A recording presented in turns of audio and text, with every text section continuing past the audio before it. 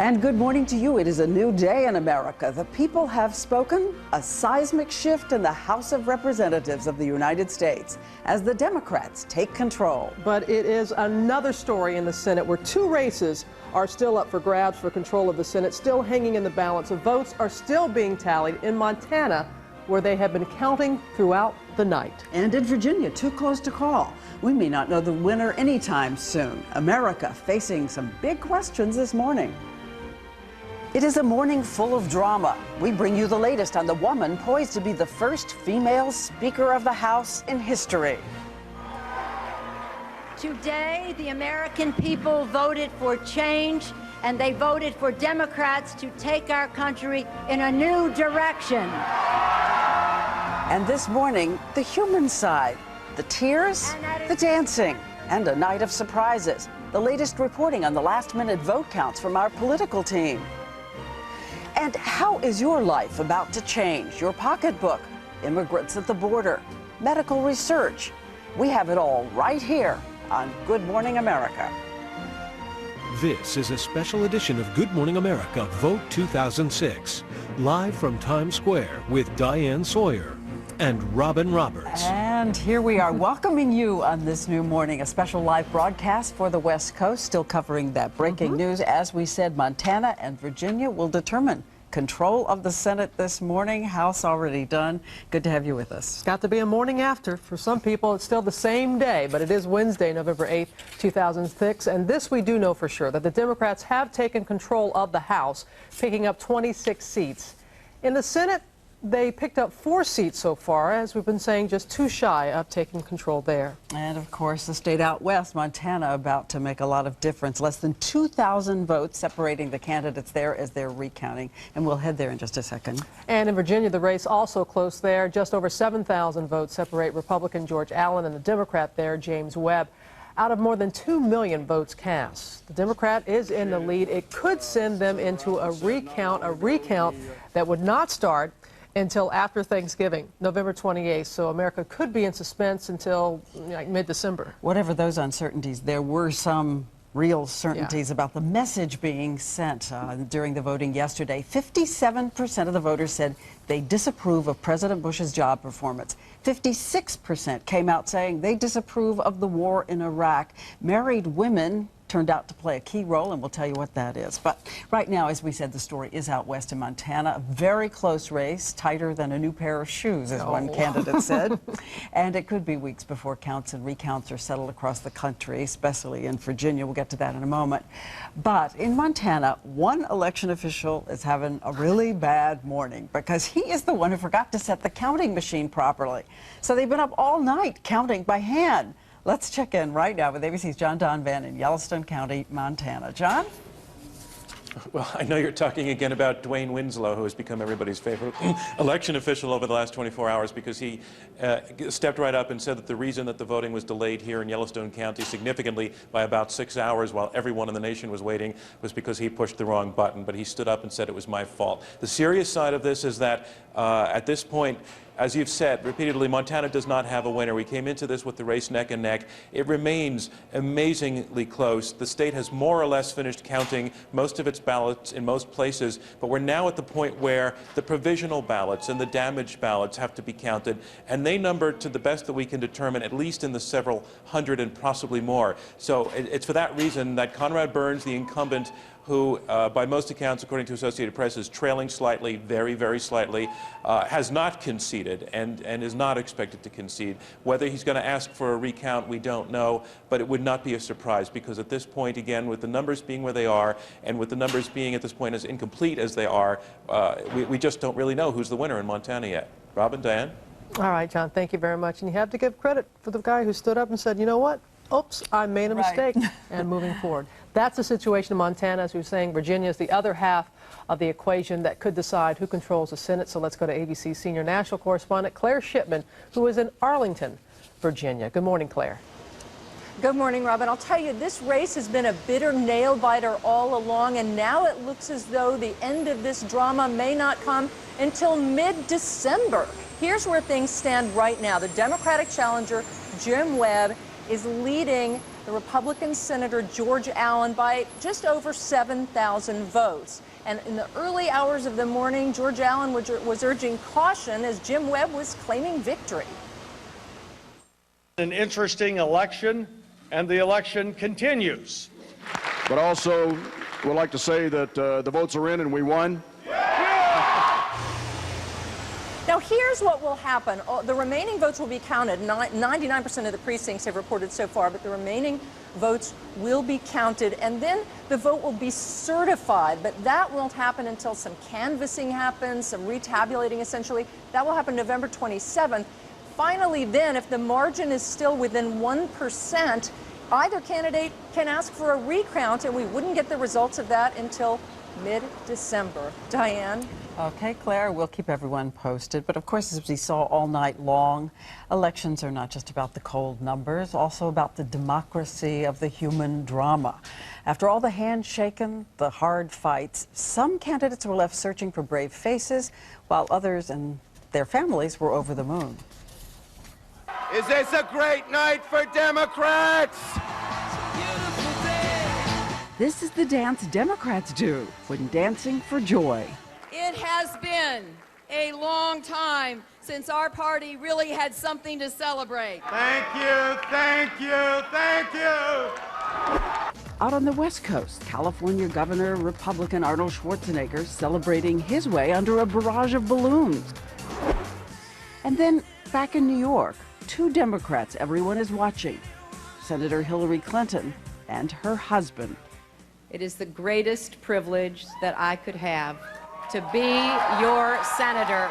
And listen to the sly song playing as she exits the stage. The song, You Ain't Seen Nothing Yet. And for one veteran of these contests, the former Democrat, it was all about doing it his way and winning as an independent.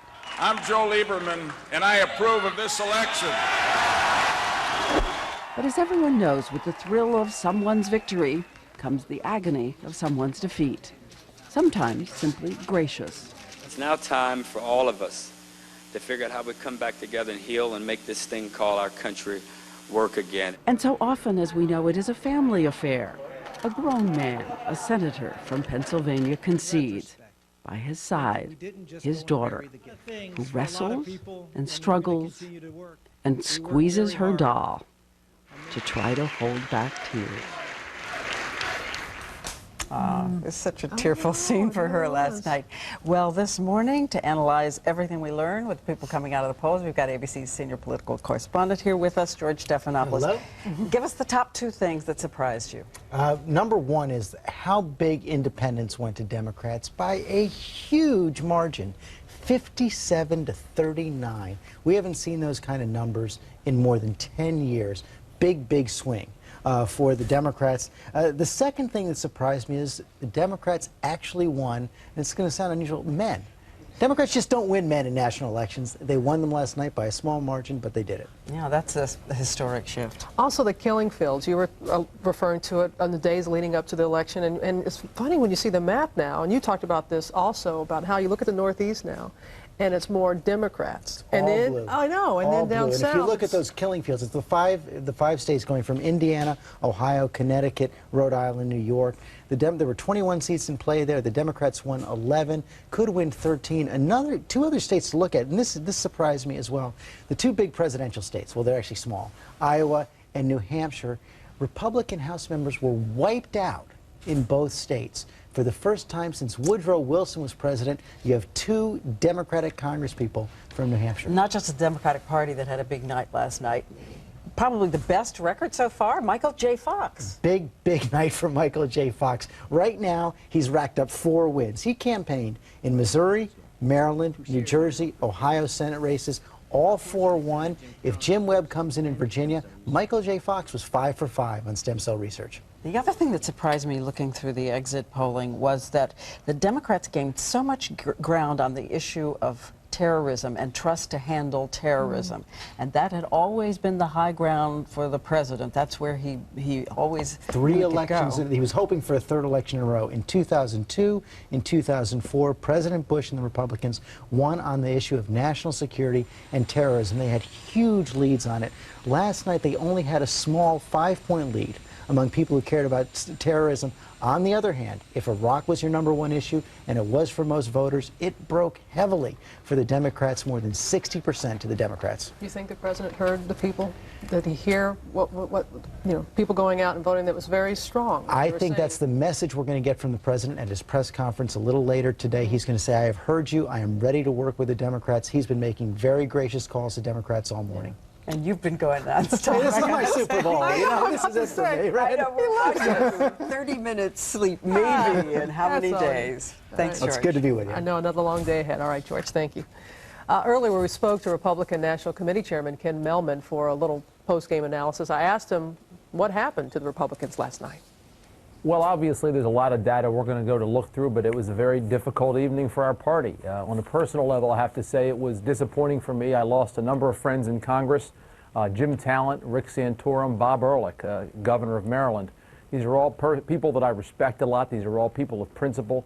I'm very disappointed that they lost. At the same time, Robin, you know, one thing I strongly believe, and that is when you have difficulty, you try to learn from it and you try to be better. And I think we as a party need to look at what happened. The people clearly sent us a message. We need to receive that message, and then we need to recommit ourselves to our key principles. We need to try to work on a bipartisan basis to accomplish things for our country. A lot of the problems we face are not Republican problems or Democratic problems, but American problems. And we've also got to make sure the #1 issue listed was corruption. We've got to make sure, it seems to me, that people that are involved, whether it's in the Congress or at other levels, are people who public service is the top calling and the top goal. And all of those have got to be important things. I'm disappointed that for the first time since 1994 there won't be a Republican speaker. At the same time, I think it's worth stepping back for a second and looking at the incredible accomplishments over the last 12 years. Welfare reform, jobs created, our nation more secure. All of these are things that Republicans have done because we focused on our principles. We've got to do the same thing over the coming years. The speaker will now be the first woman ever, Nancy Pelosi. Yeah. How will she and the president work together? Well, first of all, let me just say I congratulate Nancy Pelosi. I congratulate Rahm Emanuel. I congratulate them on their victory last night. The fact that America will have its first female speaker, I would prefer it to be a Republican, of course, but that's an historic accomplishment that we can all take pride in. I think there are a lot of issues that aren't Republican issues. You know, if you stop and think historically, the war in Iraq, there's a parallel to that, it seems to me, and that's the Korean War, which at the time there was a tremendous amount of public concern and anxiety about. But in those early years of the Cold War, Republicans and Democrats came together behind something that was called the Truman Doctrine because they recognized that the threat of Soviet communism wasn't a threat to Democrats or Republicans, but to all Americans. It seems to me the threat of Islamic fascism is a similar threat. And we need to come together as a nation and across partisan lines recognizing that what the enemy threatens is all of our freedoms and all of our security, and we can work together to make that happen. There are other areas too. Immigration reform is one, health care is one, and there are others as well. Well, Ken Mehlman, thank you very much. I know you saw the president last night. You had dinner with him. I did. A long day again today. Thank you very much for your time. Thanks. Take care. And they said it would be the year of the woman. We were just talking about Nancy Pelosi here. But the predictions came true nationwide, too, in terms of the races. All in all, the total number of women now serving in the House could increase by as many as 15. And as you heard, Nancy Pelosi will be the first Speaker of the House to be female in history. So we thought this morning it's time to take a closer look at what she'll do and who she is. And here's GMA Senior National Correspondent Claire Shipman. Democrats are ready to lead. The woman who's dragged her fractious party across the finish line is a political oxymoron, a disciplined Democrat. I thought I could have a winning strategy, but it did take organization, focus, and discipline. The no-nonsense mother of five, grandmother of five, didn't even run for Congress until she was 46 years old. But growing up, watching her father, the Baltimore mayor, she learned the tricks of political horse trading early. There are colleagues who are ill-informed. As minority leader, for example, she hasn't hesitated to withhold favors or leadership positions from Democrats who vote the wrong way. Do you think of yourself as a tough politician? I think of myself as a very strong person who never loses focus. And so look for this to remain a key refrain in her new job. We do want to bring troops home because we are not a force for stabilizing Iraq. Pelosi insists, though, that her rough campaign attacks